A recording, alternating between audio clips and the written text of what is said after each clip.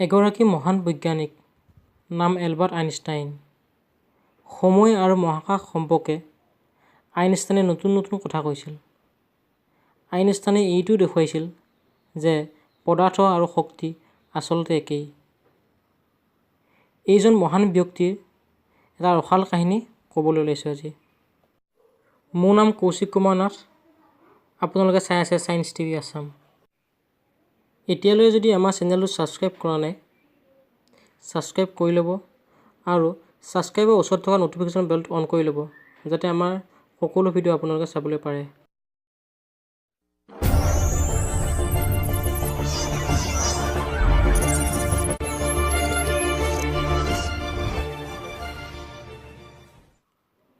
Einstein প্ৰায় চিন্তাত মগ্ন আছিল।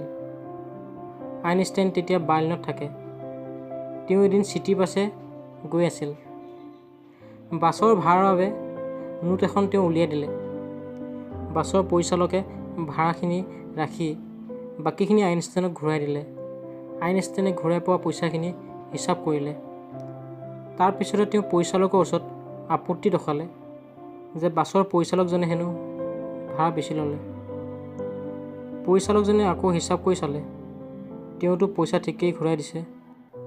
পৰিচালকজনে আইনষ্টাইনৰ মুখলৈ চাই ক'লে, আইনষ্টাইন, আপুনি একেবাৰে অংক নাজানে। নহয়নে বন্ধুসকল, মহান বৈজ্ঞানিকৰ ৰসাল কাহিনী। বন্ধুসকল, ভিডিঅ'টো চাই যদি ভাল লাগিছে লাইক কৰিব, কমেণ্ট কৰিব আৰু চেনেলটো ছাবস্ক্ৰাইব কৰিবলৈ নাপাহৰিব।